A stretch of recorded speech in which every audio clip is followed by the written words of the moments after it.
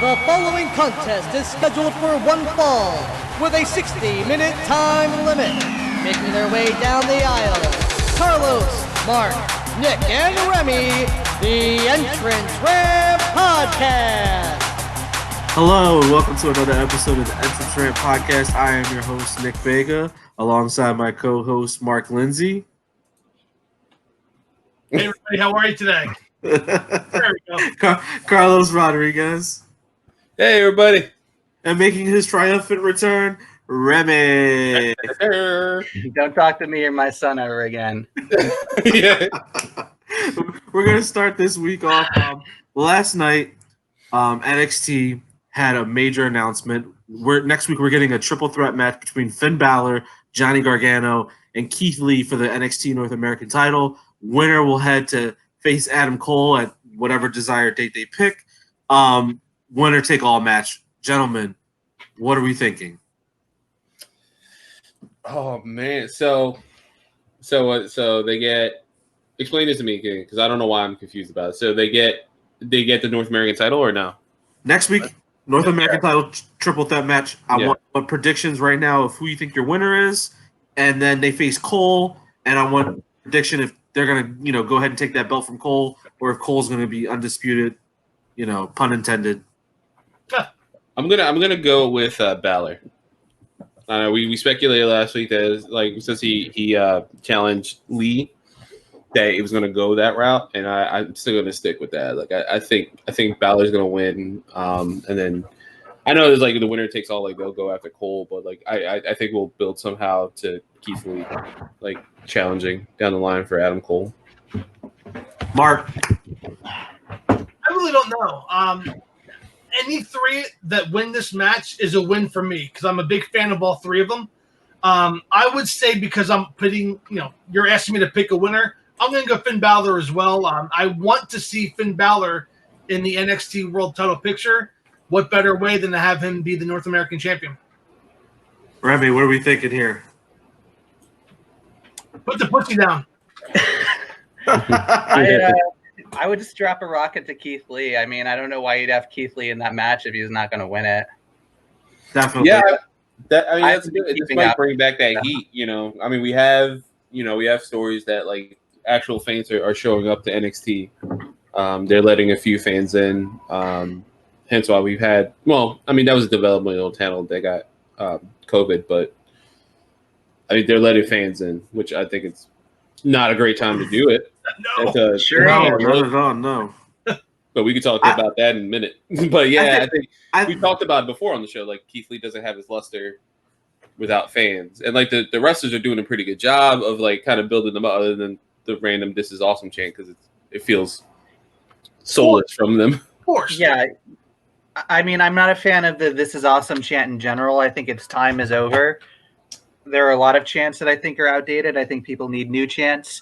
But it doesn't mean anything when the wrestlers give it to each other. Right. Come on. Pat so yourself weird. on the back. Yeah. I would like to start a chant that says "You're doing your job." We gotta figure out the cadence for that, though. That's the thing. When You're doing your job. Philly, whenever they come back to Philly, we'll figure that out.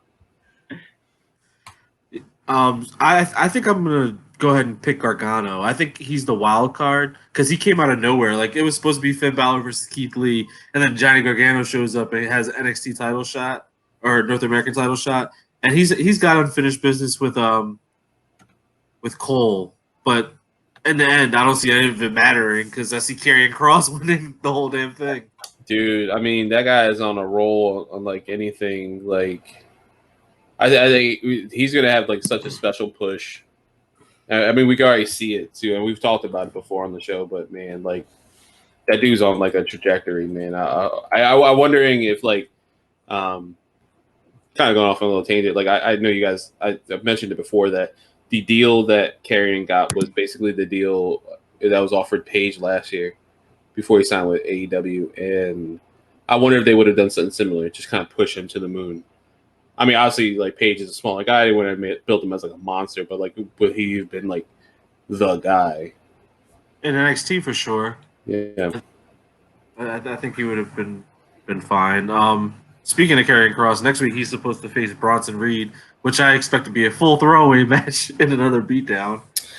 Yeah, but it could be like a showcase for him. Like it could be a showcase to see like, oh man, this dude's already fasting on like they'll show how strong he can be by taking out this giant like dude from Australia or New Zealand. I hope I didn't mess that up. We did this once before, and they get so angry. I stopped guessing countries. Wales, let's just throw it all in. Yeah, Right. All my love for Tegan knocks out the window. Oh, Australian. I got it first. It's Australian. you're like the kid that signs in all the multiple choices, and then when the teacher gets it, you're like, oh, no, I know. You didn't say that I couldn't sign all of them. Only that you shouldn't. Yes, that should. Yeah. We also had the NXT. Well, actually, not the NXT. We had the women's tag team titles with Bayley and Banks versus Tegan Knox and Shotzi Blackheart, and that pretty much just ended with Bayley and Banks winning. Dude, Wednesday night was that like Teddy Long special. Yeah, it was just a tag team matchup. Like if Teddy Long just came out somehow on both shows, and then Undertaker would have shown up. He was like, "You find Undertaker." The Undertaker and tag team matches, Teddy Long specials. So I ate that shit up as a kid. So just announced was Charlotte Flair versus Asuka next week for the Raw Women's title. Do we think Charlotte Flair is going to win the title and make this a whole triple threat, carousel between them and Nia Jax? I don't think she's going to win on a Raw. I wouldn't be surprised if she was at SummerSlam. No, I do. I think they should have pulled the trigger and given it to Nia Jax. Because Asuka, look, Nick, what you said a couple weeks ago made perfect sense. You don't just do the angle with Becky and pass the torch to Asuka to just have her lose. But if you want to get somebody over dominantly, you do that. And they didn't do it with Nia Jax. Charlotte is worthy of doing that with. So I say Charlotte wins, and then you kind of hopefully have Charlotte kind of groom Nia Jax along, because I guarantee you, if Nia hurts Charlotte, we don't have to worry about any backstage stories coming out. Charlotte's going to take care of business in the ring. Yeah. And Nia's going to show up on Impact Wrestling in 90 days. Exactly. Impact? Damn, I think she would at least show up on AEW. Nah, man, I don't know why. I don't think they would want Nia Jax. I got to be honest. I mean, and it's messed up, but like someone said something wrong. Oh no, I think when we were addressing Tessa, in her racist comments a few months back, someone said like there's a reason why people go to Impact Wrestling, like because you messed up. I was like, that's kind of messed up. Like, so wait, that's the equivalent of what about Brian? Nothing wrong. I mean, I've ripped Impact for that too. Like Impact will hire anybody. Yeah, Michael Elgin's working right now in the United States.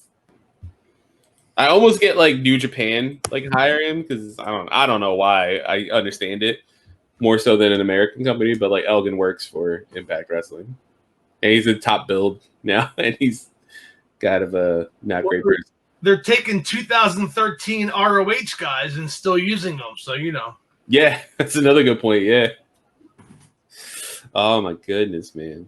Yeah, that I think that's gonna be interesting on Monday.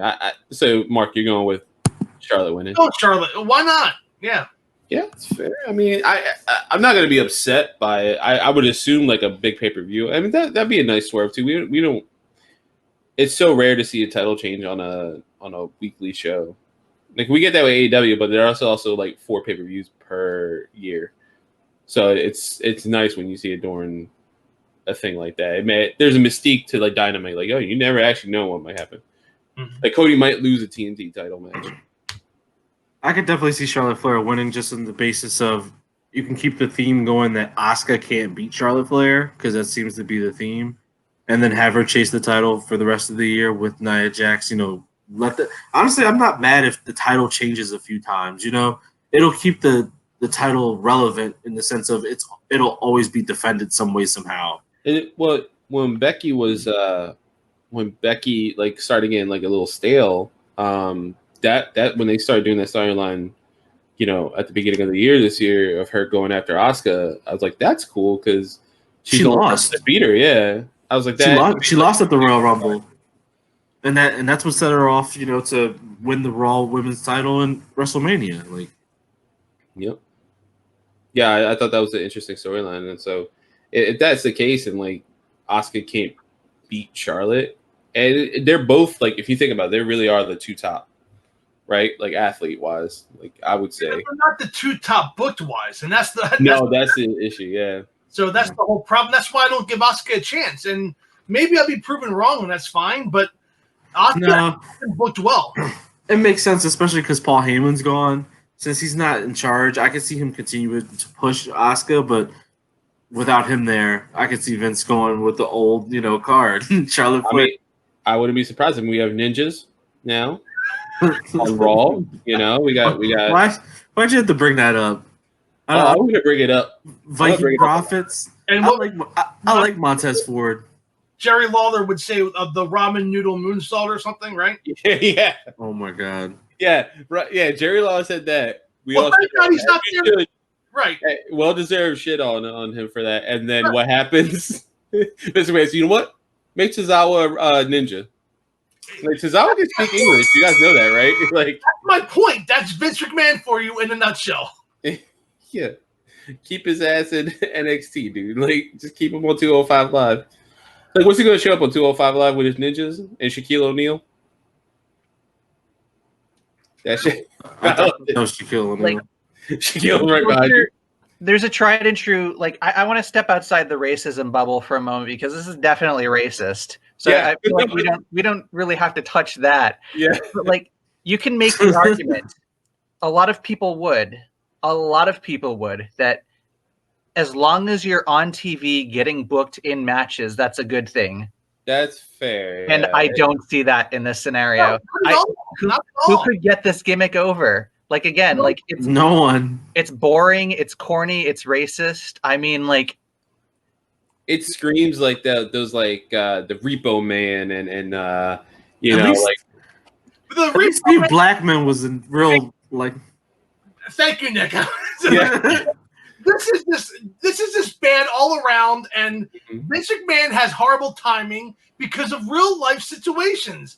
This is just look. It should be dropped, thrown out the window, set on fire, and let's start again tomorrow. But that's not. I thought it was a one-time thing. Like I was like, all right, this is in poor taste, but it's just a Sunday thing. And it was right for you. One day you're texting me photos. I'm like, what?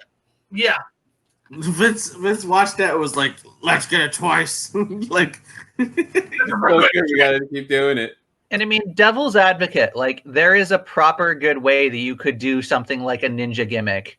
But like, it's got to be the wrestler. It's got to be something that they come up with, something that they want to do. It's got to be their character, like not just like, oh, this guy is, he's some kind of, East Asian. Let's just let's make him a ninja. Yeah, there's no way that Tozawa was like, hey, Mr. McMahon, sir, I know you're dealing, with the fallout of the XFL and bankruptcy and that stuff, but could you mind if I become a ninja on TV? He's like, oh, that's good. That's good shit. Yeah, the kids will love it.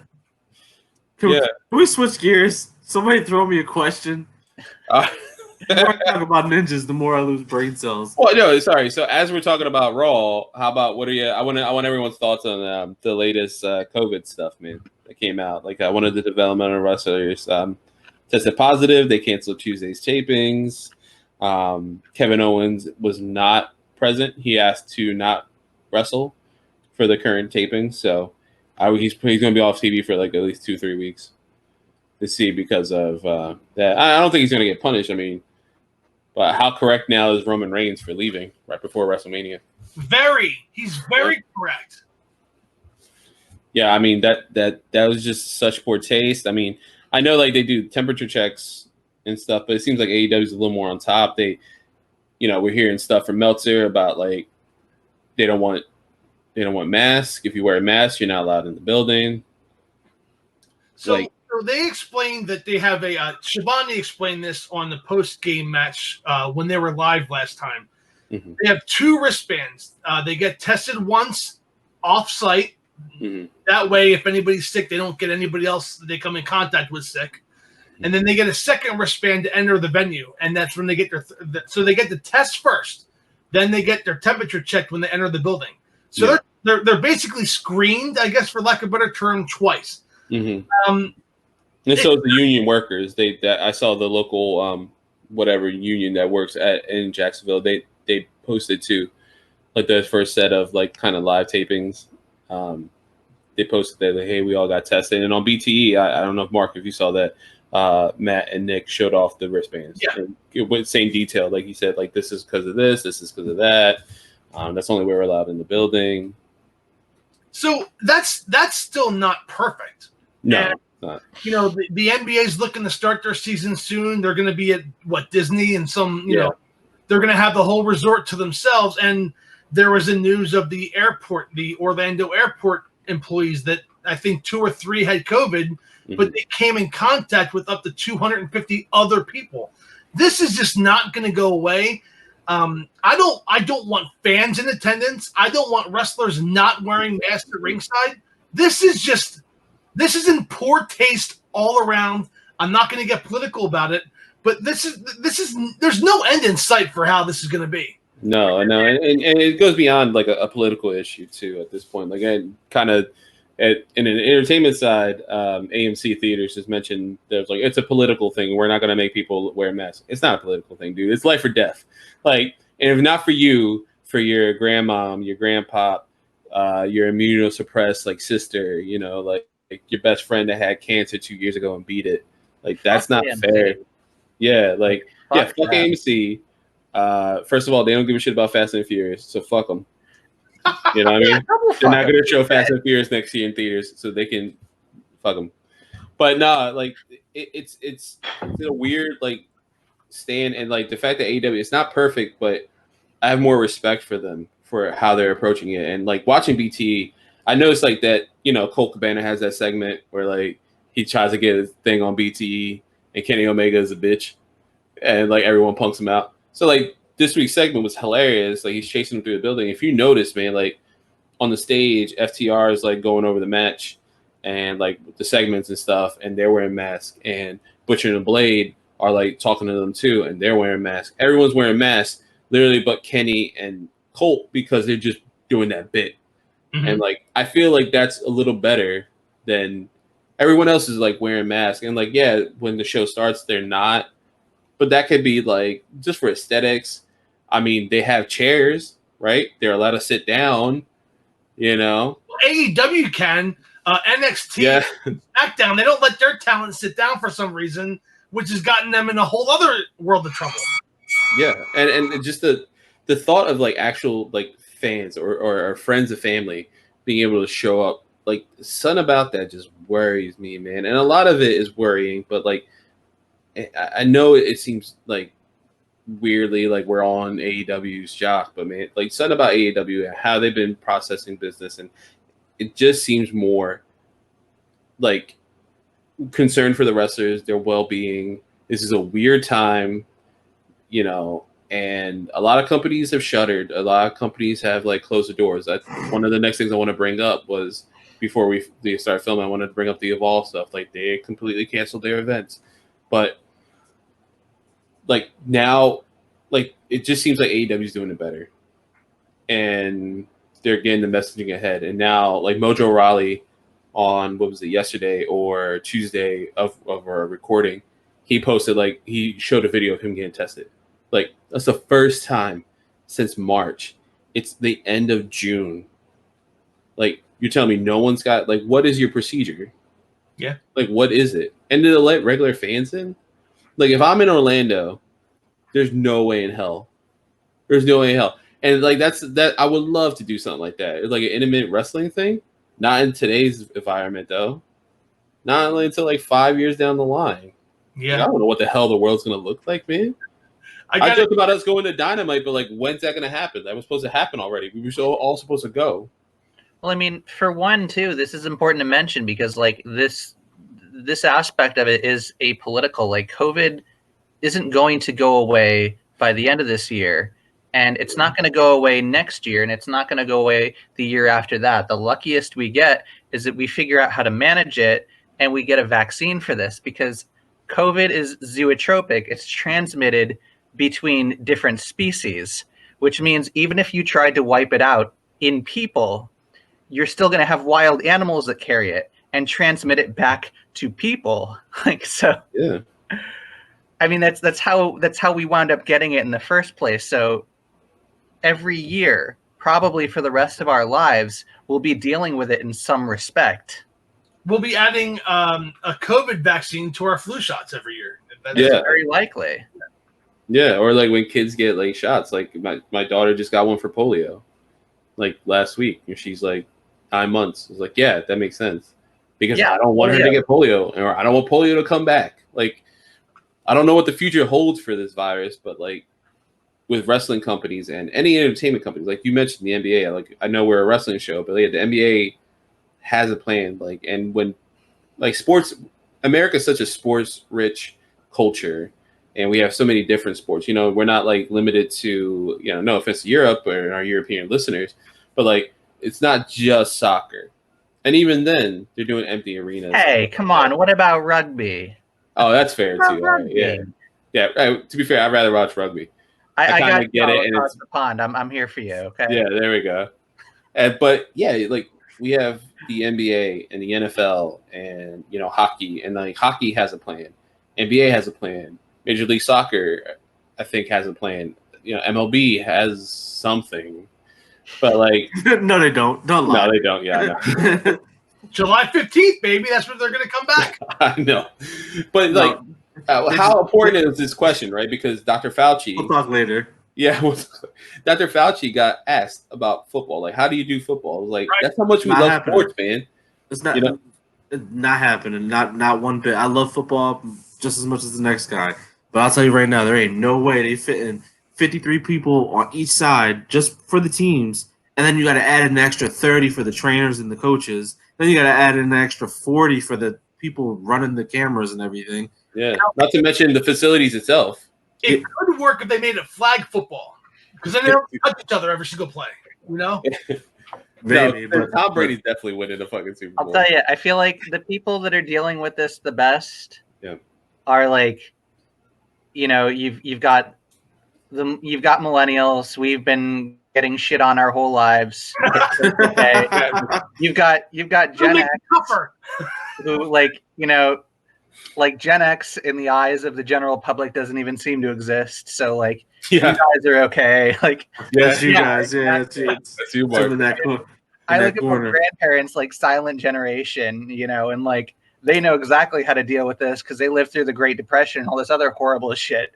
And then take like That like middle ground right there, like that those couple of decades right there. It's like, no, you guys are angry at us. But yeah, I mean, it's and look at the NBA's plan, right? Like, because it does involve wrestling, but like, look at the NBA's plan, right? How are they trying to get not fans, I'm sorry, to like the players to be like, hey, we need you, we need ratings, we need this, we need money. Oh, okay, so yeah, if you play in this league and you play their 8 regular seasons, you can watch Black Widow, you know, before it comes out in November. Okay. Am I about to join the Sixers? Like, because I might. I don't know. I really want to watch this movie. I finally lived out my dream of playing basketball. But the NBA also did give out rings that'll tell you if you have COVID-19 symptoms, and Yes, I did see those smart proven. rings. It's been proven 90% correct. So you know, where are these? Exactly. Yeah, And the exactly. NBA has them, right? Right. that, Not the general public. You know? that leads to a whole nother conversation. That's not that's gonna where we have. start going off. Yeah. We can't have that conversation. But no, it definitely in the world of sports, it's definitely going to be turned upside down the next couple of years because we're it's just going to be a thing. Like there is no timeline for when COVID-19 will be over. Some people think it'll never be over and be a vaccine, like you guys were saying. And, I mean, but kudos to AEW for doing the right thing. yeah, Wrestlers be treated right, being able to sit down. If there's one thing out of this whole situation, you can see, like, I love WWE. I grew up, we all did, on WWF, WWE. But you can see what the greedy company is versus what, like, the homegrown company looks like. The company that's, like, trying to, hoist itself up from the bootstraps. And it's a nice thing to see. But hopefully WWE gets their stuff. Yeah. Get like shout out to AEW, shout out to New Japan, shout out to like ROH. I know like they're closed, but still like they're trying to stay closed. Yeah.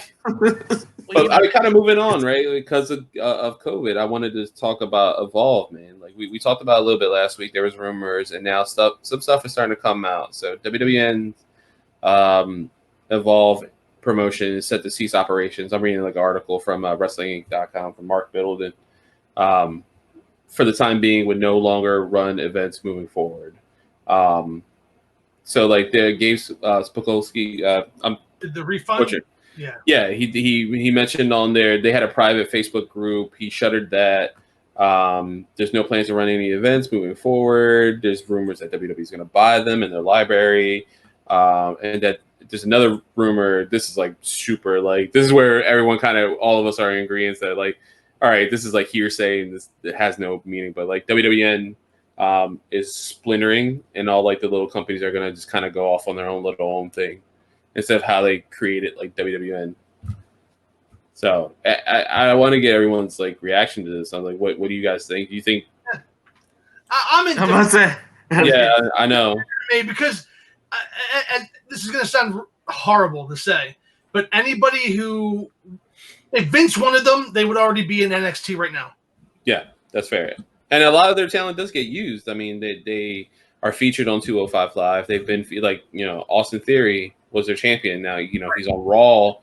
The only thing I think Evolve was good for, and I'm not trying to speak ill of the company, is that it was a breeding ground for this next evolution. And now you knew, like, if you got an Evolve, that means that Gabe thought you were that good to be featured on Evolve, and you build up Evolve. Well, guess who's there? Gabe can talk to Regal. Regal can be like, yo, Gabe told me you're awesome. I want you on NXT this week. I want you to go against Finn Balor.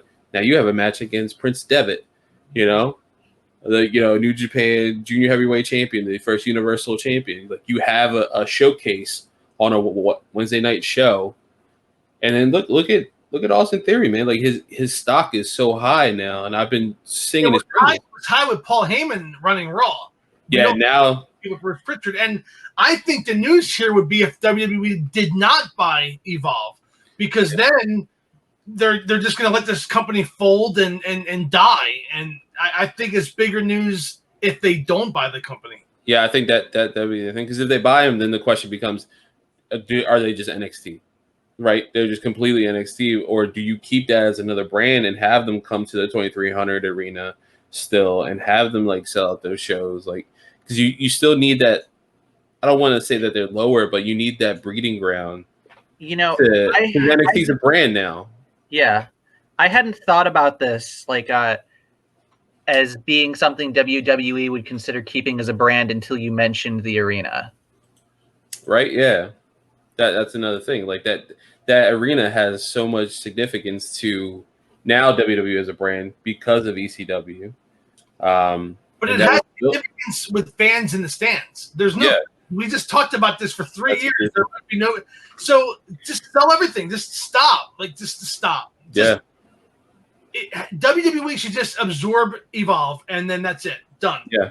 And thank you for your run. And then 3 years down the road, when we have a vaccine and fans come back in, then and Evolve had that one network special. If they wanted to, they could probably work another special. I'm sure they wouldn't mind using the talent. To me, this isn't a story yet. It's going to be a story down the road. Yeah, it just seems like, as I mentioned, and kind of when I wanted to mention it before, because I want to keep an eye on it. It seems like there's smoke. I don't know if there's fire yet. Right. Yeah. It's a story, but I don't think the story now. Yeah. Yeah. I think it's. I want to know where we're at in a month from now. If we don't hear anything, then I'm assuming they're just splintered, and that's it. Yeah. That's fine, but kind of a waste. It is. Yeah. Yeah, it's sad. Yeah, I mean, that library is I think probably the selling point. And WWE like prides himself on the network and what they have on there, but that Evolve library, I'm like, can you imagine the matches you can see? Like we have like Ricochet, we have Drew McIntyre. Like, I don't know how you explain why the dude has the Impact World Heavyweight Championship on, like, or what dub music you put on it on the network, because they dub over everything and terrible dubs, especially when you watch like stuff from the 80s. Like, that's definitely not Ricky Stimbo's theme song. There can't be in WCW. But yeah, I don't know. What do you guys want to talk about? You guys want to talk a little AEW? I mean, I'm down for that. Nick, what do you think? Sure. Yeah.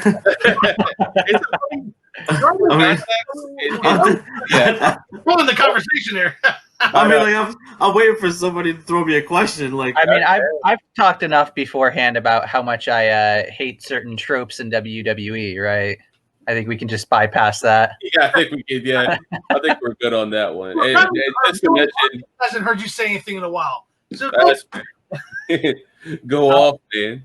I'll be brief. I mean, there was no reason to tease a match with Christian that they had no desire to deliver on. So I want to talk that they weren't going to deliver on. To put that as something that's supposed to be the main event of the show, that's resolved in 5 minutes. Somebody who's a former world champion 2 times that the company never seemed to have much faith in.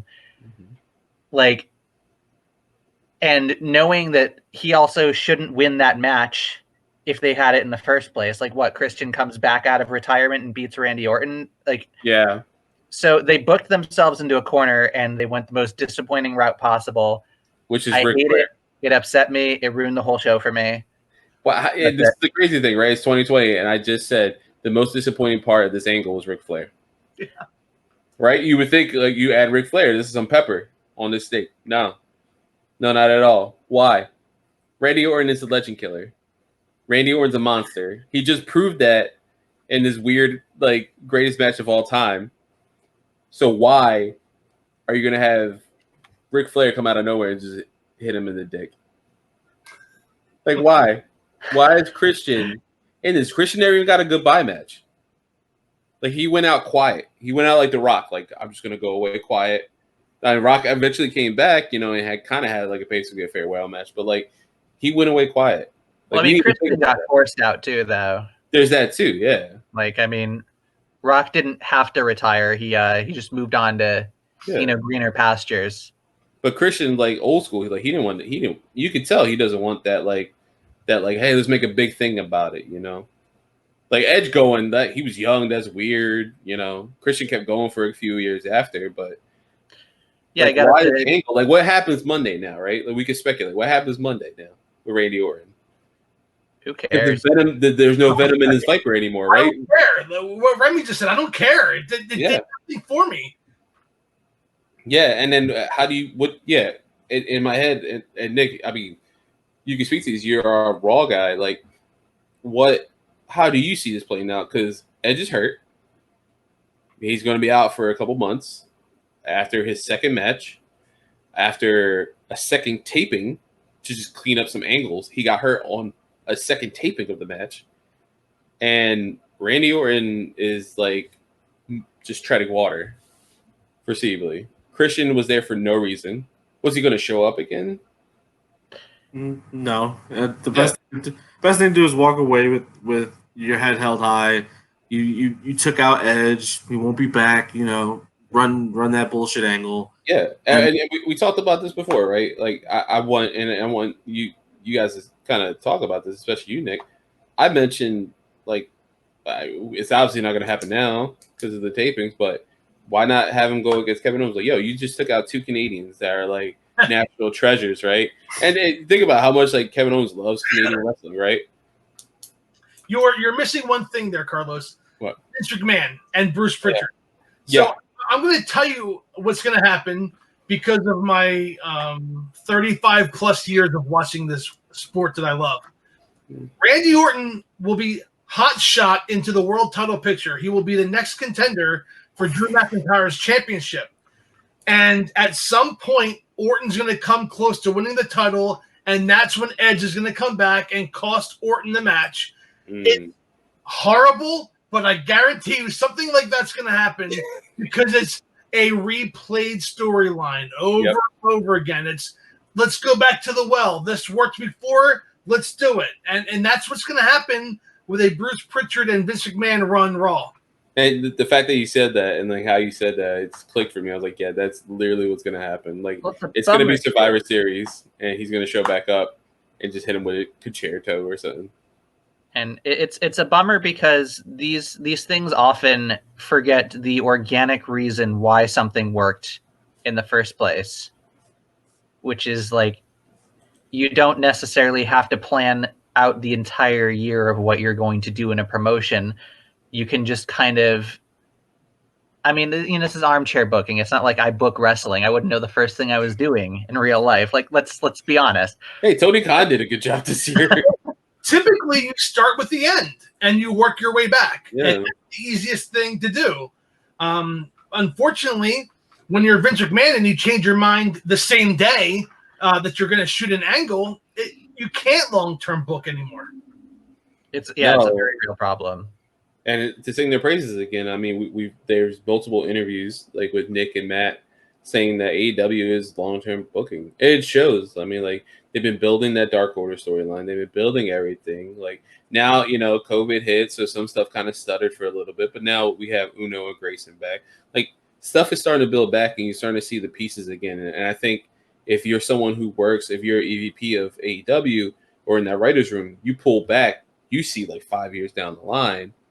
And for us, we're like, man, why do they keep doing, like, someone's like, why do they keep doing this Dark Order storyline? Because freaking Brody Lee is going to be, AEW champion down the line, and we don't know it. We don't see it yet.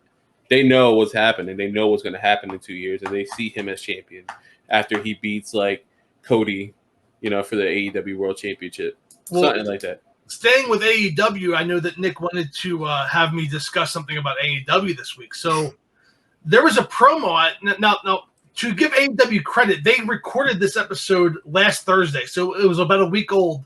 And again, zero spoilers came out. We had kind of heard that Ricky Starks was going to wrestle, but we didn't know if it was going to be on Dark or if it was going to be on Dynamite. That kind of slipped, but that's news. That's not really a spoiler. Yeah. Did any of you guys notice the promo that Arn Anderson gave and Cody gave at the beginning of the match where he said that last week he gets attacked by Jake Hager and his brother doesn't save him, the Elite doesn't save him, maybe he's a man on his own, and then Arn Anderson goes, Cody, this is not the time or place for that, but you're right.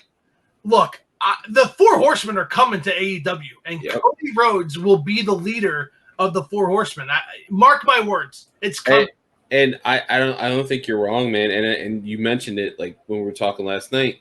A Rhodes leading the Horsemen, and how crazy that would be. And us being fans of wrestling itself and knowing its history, when Tully showed up in that interview with JR, like Spears was getting an interview with JR last year, and Tully shows up and he's like, yo, this interview's over.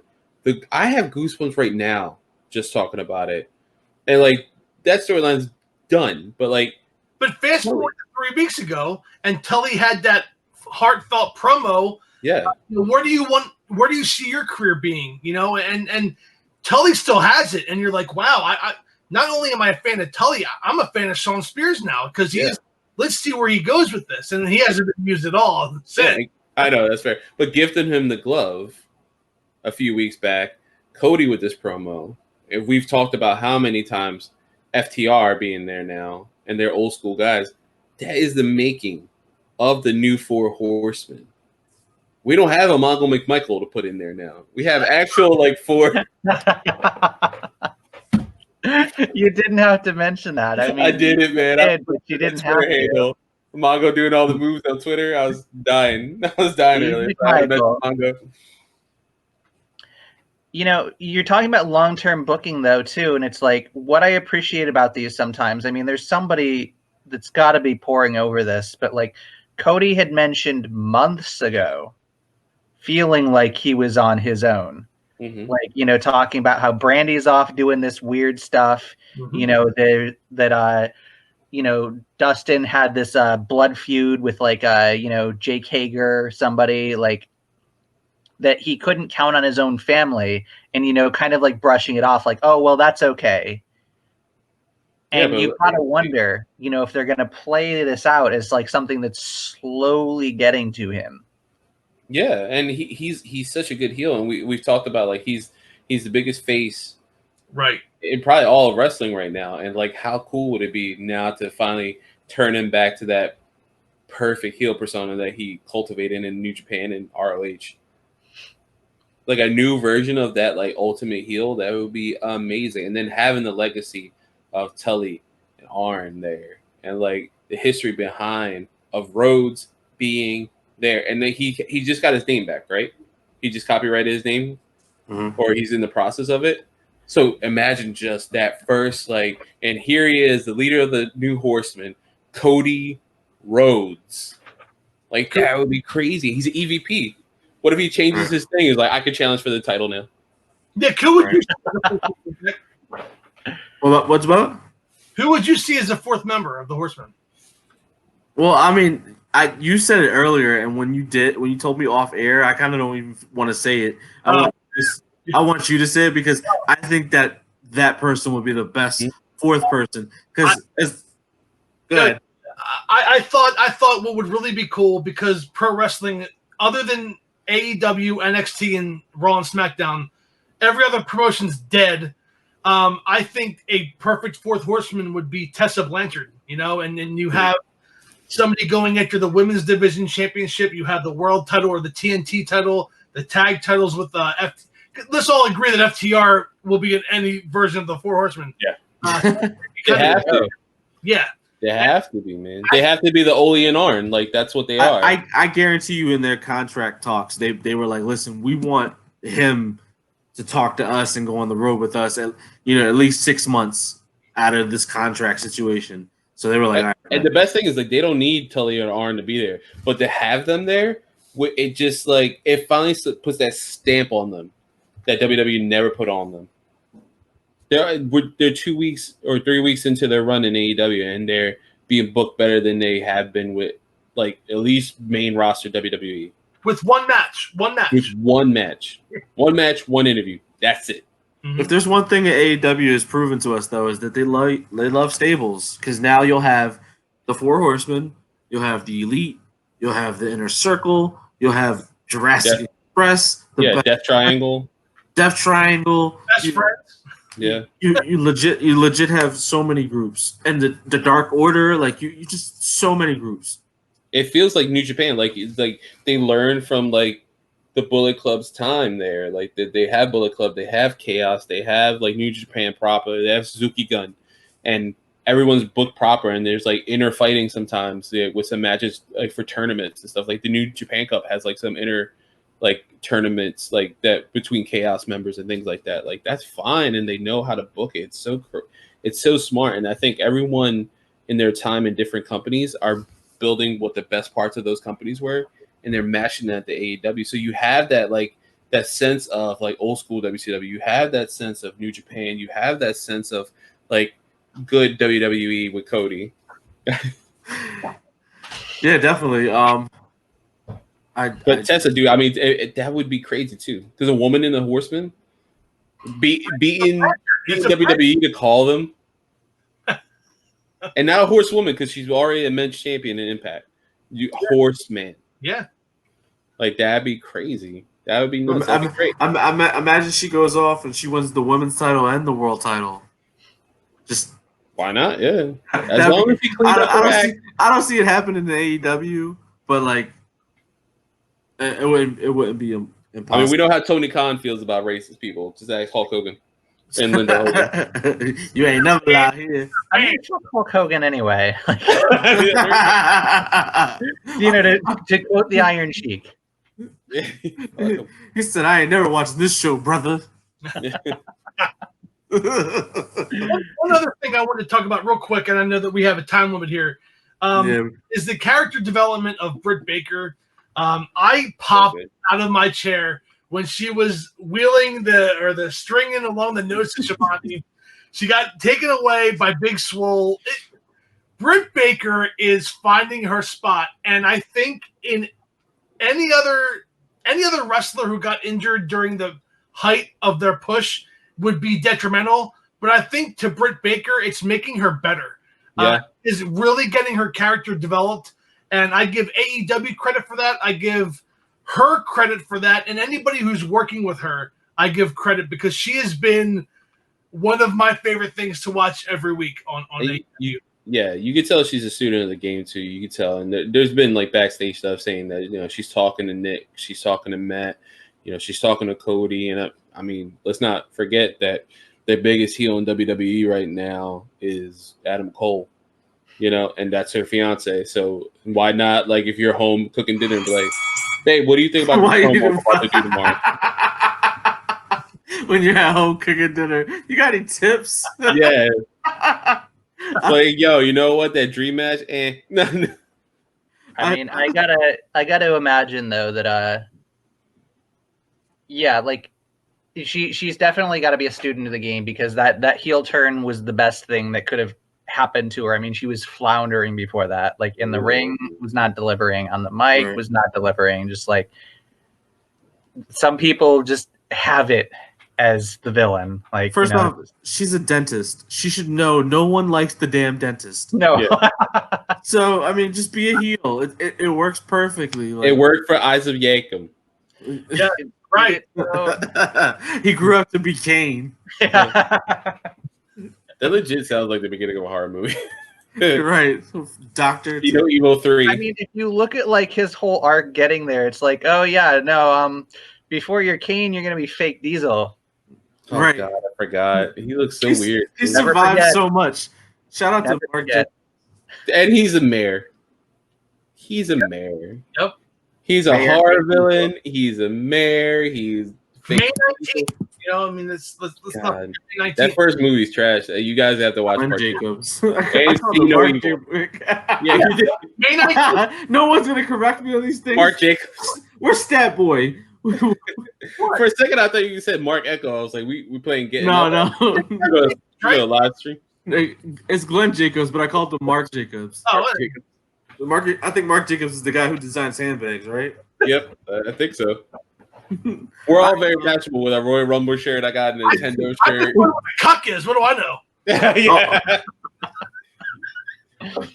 Well, All right. all fair Any...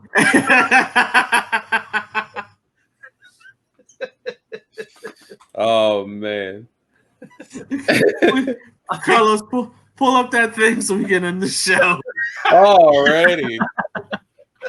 I want to give some context for this week's episode. We're filming on a Thursday, not like normal. That's why there's no SmackDown talk. Plus, we're changing format, so I do want to appreciate everyone staying with us on this one. It's Thursday, June 6th, June 18th, and Thursday today's episode. it's a weird day for wrestling, guys. Just saying that a lot of weird stuff broke. Maybe we'll talk about it next week. Give a little background of touch and go for many different things, right? I mean, there's I mean, I like to be very serious for a moment. There's a lot of allegations coming out, so I personally would like to say, if you did, son, go fuck yourself. You're a piece of shit. But there's a lot, proving guilty. So, yeah, that's true. Right. Yeah. So everything is, just be good people, guys. That's all. Yeah. Don't be pieces of shit to women. That's all. That's literally all we have to do, guys. It's not hard. It's really It's not not hard. It's really not. But go ahead and share that Johnski. Yeah. So I just want some context why we're in a weird place, because man, it's a weird day, man. All right, so I found this earlier in the week. I tagged Mark in it since we're part of Kind of Wrestling Facebook group. What's up, guys? And let's see. This is my entire screen. There we go. Excuse me. Share this. All right, there we go. So this is it was a white card and red card, and you had to choose which one would you rather watch. So in the white card here, just to run down the matches, we have Bret Hart versus Kurt Angle. That's a classic, guys. Let's do this. How about we do this? How about we each pick the winner of these cards, right? Ooh. We each pick the winner of these cards, and then we choose the card we would rather see. I love it. I love this. All right. So Bret Hart versus Kurt Angle, guys. Kurt Angle. Bret Hart. Remy. Gotta go with Brett. I'm gonna go with Kurt. We're split in the middle. He's just a machine, though. Like we're talking like perfect. Hold on.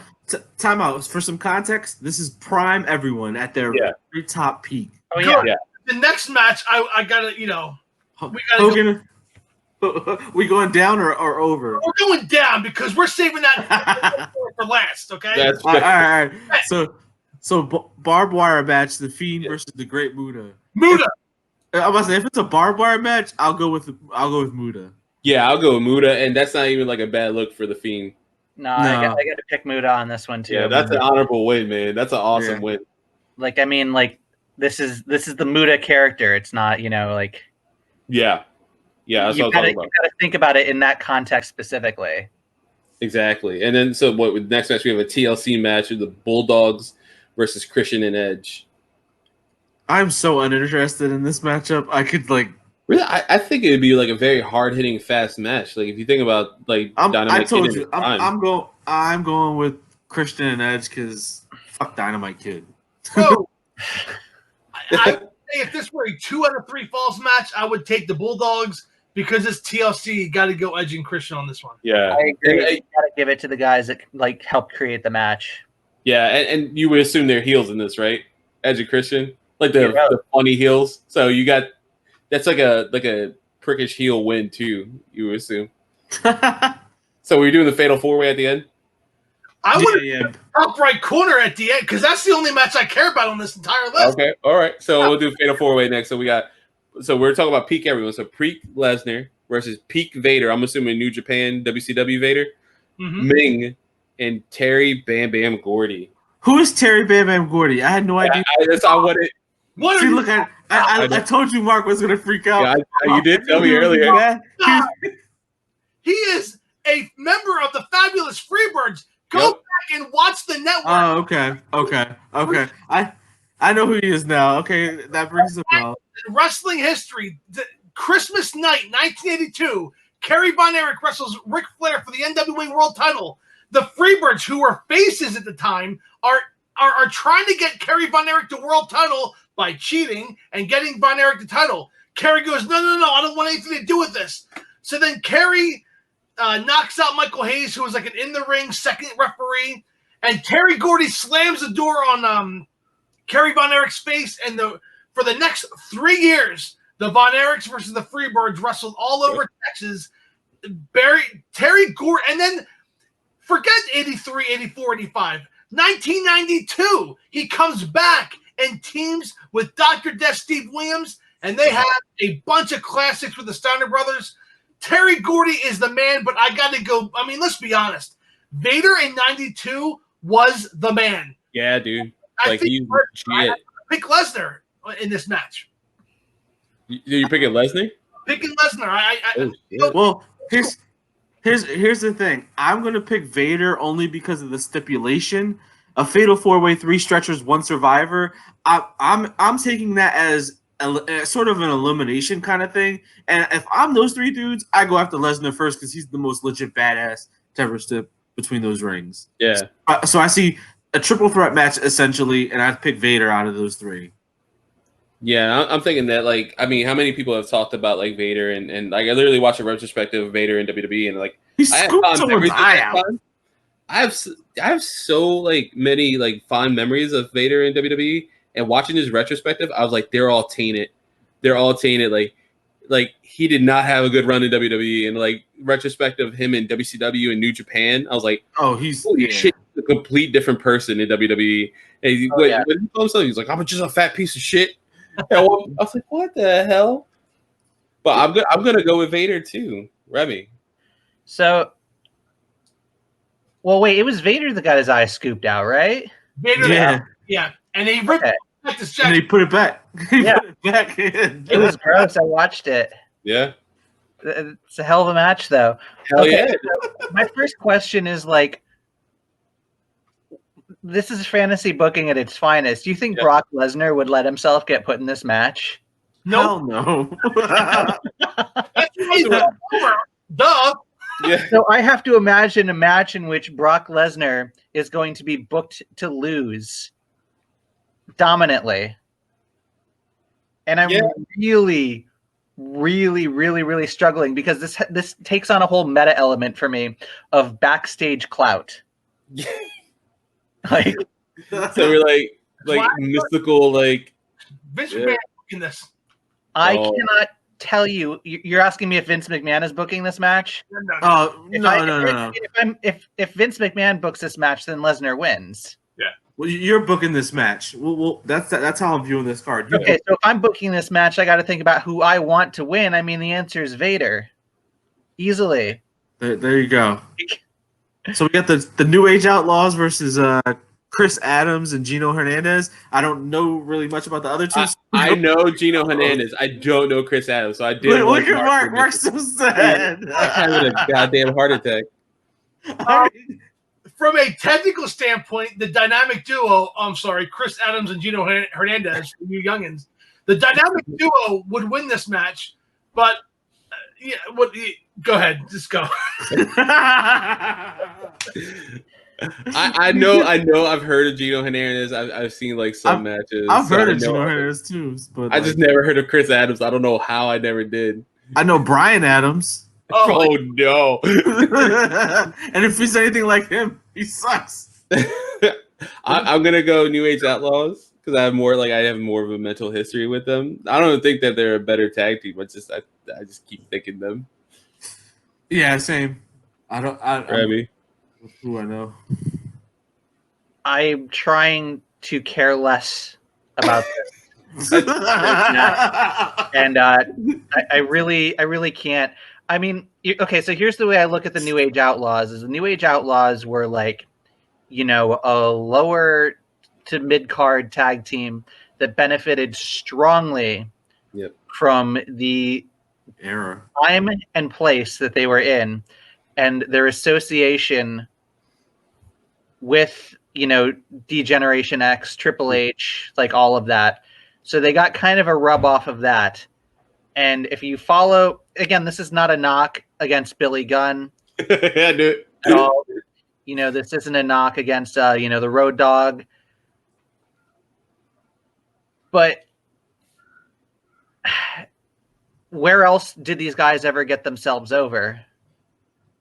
TNA? I was about to say, even though, right? No, not really. Billy Gunn literally just had a match. Billy Gunn is fine. I mean, Billy. Yeah, Billy Gunn's not the problem here. Billy Gunn is actually underrated. Yeah, he said Road Dogg's the problem. Yeah, I was like, Road Dogg is fine. He's just okay. Yeah, he's okay. Just James. Not anything better than a lower mid card guy. That's fine. The world needs people on the mid card. So I gotta again, Billy Gunn is actually underrated. I mean, he got come to the dark side. Come to pick the dynamic duo. Come on, baby. Dude, I'm picking the dynamic duo. Why else would you have them on this card? Why would you have them there if you didn't think that this was a fair matchup? I don't think the New Age Outlaws were ever that great. I'm going to be honest. Oh, okay. No, that's fair. That's fair. Like, so I like them as performers. I think they have great personalities, and they're probably cool people. They're like that ugly girl in high school. Like, no, she has a really good personality. So next on the docket, we got Daniel Bryan versus Juice and Thunder. So good. DB all day, dude. Yeah, but man, this is that match that like people will watch over and over again. I was about to say I'm picking Daniel Bryan too, but I would love to see that match. Oh my god. Yeah, you almost wish that it happened when he was in NXT, right? Like Daniel Bryan's like, Tyler Breeze. I came back. Just why they should have given Daniel Bryan instead of Tyler Breeze. Well, he was hurt at the time, so that's fine. Yeah. You know what? Go ahead. Who you got? I'm going to be the contrarian here, and I'm going to say I don't know if Daniel Bryan would let himself get pushed over. I don't think he would, right? Like he would be like, "Nah, man, I'm losing to Jushin." So, I gotta believe that Jushin Liger wins this match. I'm all in on that. I would book it as Daniel Bryan winning, but like there's a part of me who'd be like Daniel Bryan like getting schooled by Jushin Liger, and you as a fan be like, did Daniel Bryan just get his ass whooped by Jushin Liger? I think with the amount of high profile losses that Daniel Bryan has probably willingly taken in his career, to be honest, I fully believe that he would have chosen to like take a loss to Drew Gulak. Like, yeah, I I believe that in my mind. Mm-hmm. So I don't see a problem with like Jushin Liger winning this match, just because I don't know if Daniel Bryan would let himself go over in this one. Exactly. I feel like it's like two people with no backstage politics, like bowing to each other. We're like, no, you win. No, you win. No, I'm in your house. You should win, Daniel. We're like, no, you should win. You're a legend. That's a great intro for the main event because I guarantee you that's one conversation one of these guys were going to have. As a fan, we were all deprived by not having this match in our lifetime. We wanted this, right? Like I felt like a lot of us wanted this because because we got Scott Hall versus Stone Cold. It went to The Rock, and I love The Rock, but I will never understand why it went to The Rock instead of Austin. I would say at their peak, as good as Hogan was, and I'm not talking NWO peak, I'm talking 80s peak. Mm-hmm. I would go Stone Cold over Hogan on this. Same. If I booked it, I'm not saying he would beat him, but I'm Austin going over. 80s Hogan, ain't nobody going over him. Well, that's true. But I would, if I'm booking it, Austin's going over. Same. If I'm booking it, I'm putting Austin over on that too. Well, like I said, I would choose Austin, but if we're doing this the right way and it's like prime versus prime, and I got to look at it from the those scopes, ain't no way in hell Hulk Hogan losing a match in the 80s, especially to another marquee superstar because he wants to absorb that star power. That's fair. This is what I was waiting for. There's still a whole nother card too, Remy. Yeah, there is still a whole nother card. There's still bullshit. No, you didn't. I thought that we were just doing one side of the card versus the other. I didn't realize that there was like. There's a whole other side. There's the red side. I'll be quick here. It's like, where do you define Austin's peak? Do you define Austin's peak? Okay, no, turn that back. I don't want to think about that. 99. I told you I don't want to think about that. I'm trying. My computer's slow. Jesus Christ, Carlos. Okay. Oh, you might as well have left it. So like,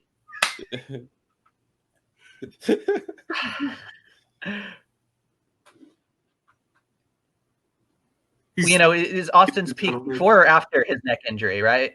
His peak to me was what, 98, 99? Yeah, which was after his neck injury.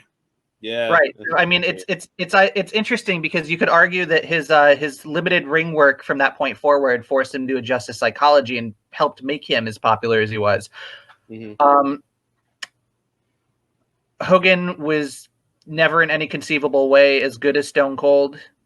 Nah. You obviously you can't have a Stone Cold without Hulk Hogan beforehand, but this is a hard one to book.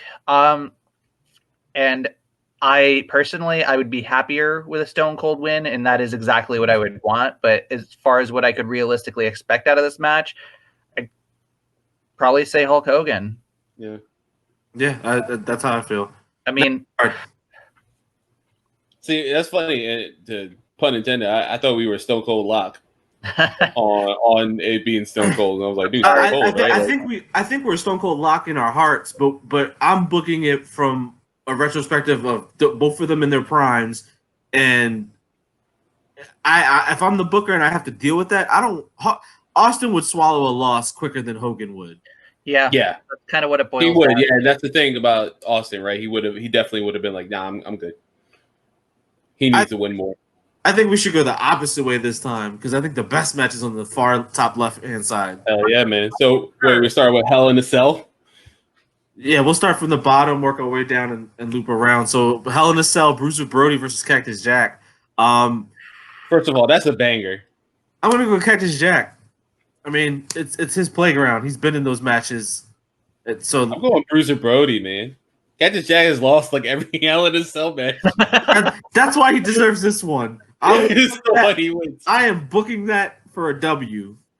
I recommend you young fans watching at home to go on YouTube and search Bruiser Brody versus Lex Luger 1986 inside of a steel cage when Bruiser Brody no-sold every single thing that Lex Luger did. I'm going Bruiser Brody. This is what promotion was this? It was like AWA, right, or something like that. NWA Florida. It was Florida Championship Wrestling. It was a part of the NWA, and it was a cage match, 1986, and the entire match is very uncomfortable to watch. Yeah, Luger jetted out of the cage. He was. Yep. Yeah. I've never seen somebody climb a cage as fast as that man. I tell you, Foley's just too damn nice. I gotta say Brody all the way. Right? Like again, that's another one. Like he's just be like, no, you win. How many? We talked about this earlier, Nick. How many losses has Mick been like? Yeah, just go ahead. I don't care. He put over so many people. Everybody. Mick Foley is my favorite wrestler of all time, and it's simple because he loves the business. He respects the business. Yep. He does everything right, and when you see him, he doesn't overstay his welcome. You know, he's not there forever. You know, he's not up your face, and he's always happy to be in whatever town he's in. Yeah, it's not for a cheap pop. He really means it. You know? And like Carlos was saying earlier, you know, Edge, Randy Orton, Triple H, all those dudes benefited because Mick Foley put them over and put his body on the line. Mm-hmm. Yeah, made him look legit. So next match we got here, Owen Hart versus Chris Jericho. So I'm assuming. How is this not like? I know we're going to talk about the last match, and to me that's the match of the night for this thing. But how is this not match of the night? Right? This is like a takeover card. This card. I guess the question is what year their primes would be, because I'm not really quite sure of Owen Hart's prime. What would it be like? Whatever year he wrestled Bret Hart, right? At WrestleMania. 92. Oh, 94. Okay. Yeah, I mean, here's the thing I struggle with is Owen Hart was still in his prime when he died. That's fair too. Like, yeah, maybe not in terms of booking, but I mean, talent. That dude is ridiculous. If I'm booking a match, I have Owen win the same way that he beat Bret at WrestleMania 10. I would have Jericho go for the walls and have Owen Hart do like an inside cradle or I don't know, whatever move it was, but I would have it be like a surprise roll up type of deal. Yeah. And Owen doing it doesn't do any disservice too, because like it's like the most basic wrestling move, right? But coming from what like most likely one of the best wrestlers of all time. Like I'll take Owen Hart in this one. Yeah. Same. So in my head though, they're both heels, right? Going into this match, it's heel versus heel. No, I took Owen as the face in this match because I would take Owen as a heel. I would take Owen. I think they're just both heels. Yeah, they're both heels. I think. Yeah. Because I'm thinking, and Mark will attest to this. Bulldog, Owen, they're both heels. They were tag champs too at the same time, correct? Yeah. And that match is incredible. And there's like no shenanigans. It's just like just wrestling. That was a Kuwait Cup, I believe. So that is a Kuwait Cup. That's what it is. Yeah, that match is ridiculous. Yeah, man. Vader went to jail in Kuwait during that. Yeah, he did a week before, like a couple days before that. Jesus Christ! What's the name? He pulled he tried to beat up the reporter. Yeah. He did a what the hell is his name? He slapped the crap out of that reporter from Dateline. Stossel. Yeah. From 2020. Yeah. John Stossel. Who's the wrestler? Oh God, he's a bounty hunter. Come on, man. I just couldn't remember his name. I remember he was a bounty hunter now. Yeah. He's like a kick-ass bounty hunter. The ring taught you well, Nick. Yeah. So we got The Rock versus Roman Reigns. I can care less about this matchup. I'm going to say The Rock because it's The Rock. I feel like Roman would go over, but I'm going to pick The Rock. Rock. Gotta break it again. I think Roman has been booked far more dominantly than The Rock ever was. I gotta pick Roman on this one. Okay, cool. That's what we got next. We got RVD and Ricky the Dragon Steamboat. Ricky, yeah, I'm about to say Ricky. I got Ricky all the way. Steamboat, but this is one of those matches where you'd be like, "Oh yeah, RVD could do some like actual like he could wrestle."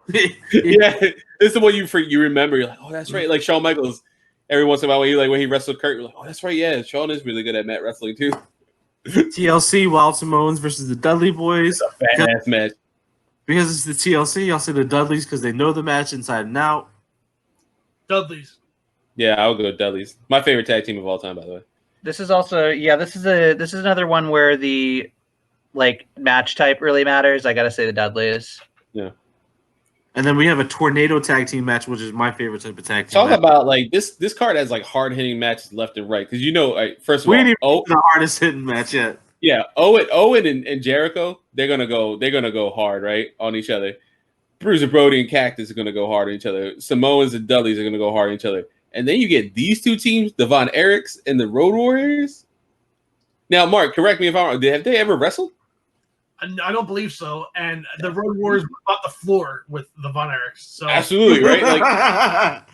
Like you could make a slim argument for the Von Erichs, but like the Road Warriors are going over.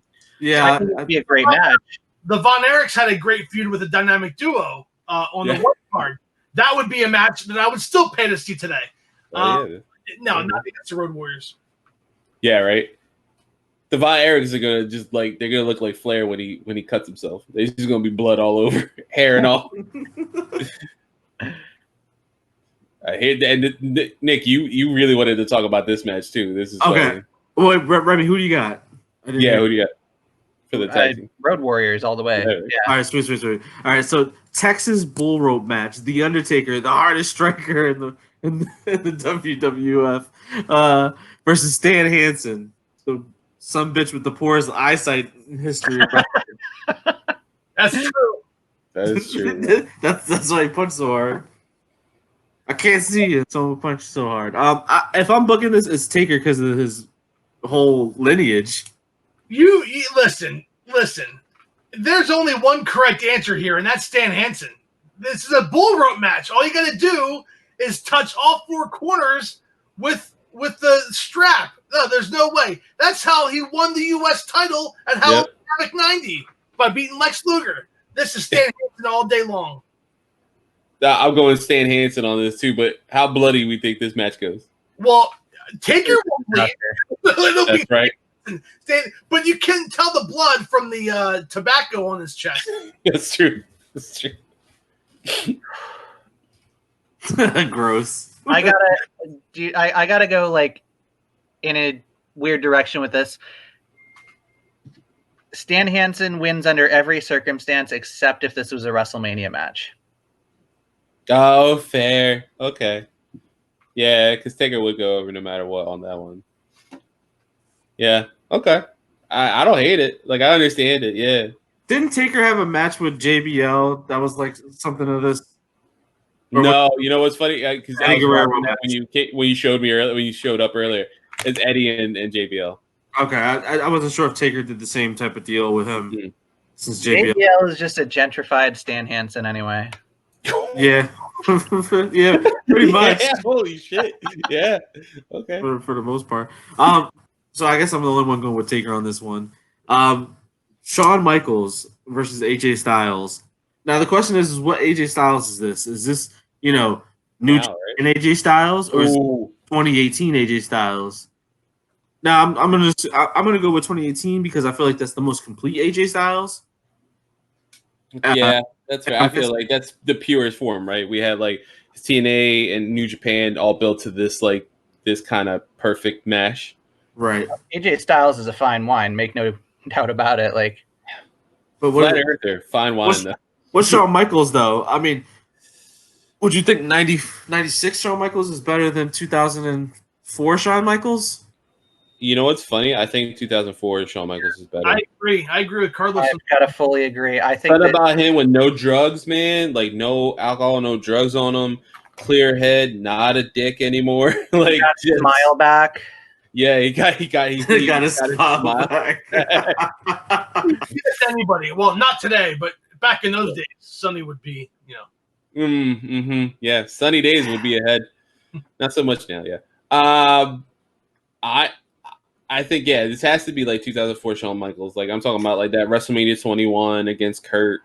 I'm going with the face that runs the place. I'm going with AJ Styles in this one. I think that guy just like has ascended to such a stratosphere. Like usually if you come to the WWE, you fizzle out immediately if you're brand new because Vince gets tired of you or he wants to stick it to whatever company you used to work for.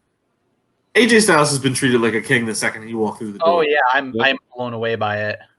Yeah, we're really lucky. I mean, check his name.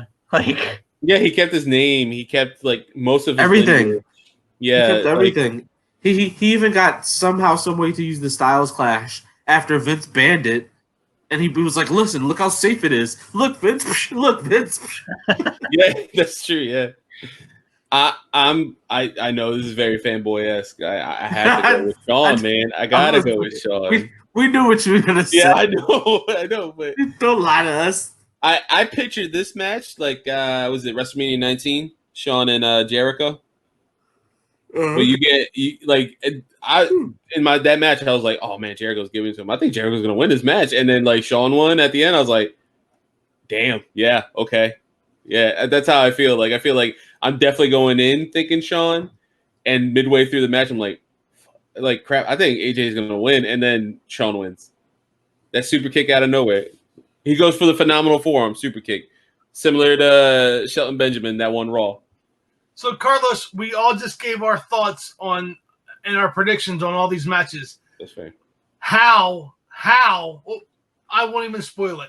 Yeah. What card would you prefer, Carlos? I gotta go red. I gotta go the red card. Wait for a second, because I didn't weigh in on this one.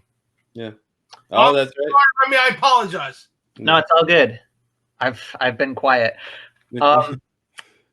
We're talking peak Shawn Michaels for me, which is Shawn Michaels coming back and not Shawn Michaels in his supposed time. Didn't need to win matches. Mm-hmm. I gotta say, Jay. That's fair. That's fair. He lost against Kurt, and that's the match I'm specifically pulling from. Like his one of his greatest performances for Shawn is him and Kurt. So yeah, he lost against Taker and gets arguably like most people's favorite WrestleMania matches. Let me see that white card one more time. Yeah, man. Don't forget it's going to take a second because I got an old ass computer. Yeah, go see the white card because we've already forgotten about it. Yeah. The white card's the better card, okay? So. Oh, wait, here we go. Yes, yeah, I'll take the white card. There's so many better matches. I like the Liger DB match, the Bret Hart Kurt Angle. Fatal four-way actually would be decent, right? And then in Stone Cold, we never got it. That match alone makes the white card a must-see. Yeah. That Bret Hart Kurt Angle thing is beautiful, though. I'm gonna be honest with you. I think the red card is more consistent. Like I think it's not as top heavy, card, right? Yeah. White card is mad top heavy. Yeah, I think most of the matches I would want to see on the red card, but the white card would have the matches that are absolute must-sees. For me, why I picked red was it felt like a fantasy takeover. That too, it felt like a fantasy takeover, right? Like takeovers are like some of my favorite events because I feel like beginning to end, man, that thing goes on full cylinder. Like this most recent one was like. The first time I was like, "Oh, this is okay." Like they use full force. That's because they're not takeovers anymore. Whatever takeover you're talking about is dead. The takeovers they're pushing out now are, C-list pay-per-views. Like the quality in the ring might be in there, but the heart and passion that you felt on a Saturday night at 8:00, just before a major event, it's just so different. Yeah, and it sucks. Because takeovers were they were like how TNA when they first started felt like being on pay-per-view and being like, ooh, what is this? This is real different, like they've got something going on here. Mm-hmm. Well, I mean, we ran over a lot of time that we usually don't run over, but this week was different. Guys, if you're watching this, tell us what you think about the white card, the red card, who you would pick, who your picks were for the matches, and let us know what you think of this week's show. Like, share, and subscribe. I'll throw it over to my friend Mark here. Well, listen, man, Remy, welcome back, buddy. We got you back.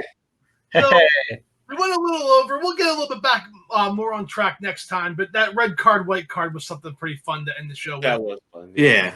I get to say it again for Carlos, Nick, and Remy. I am Mark.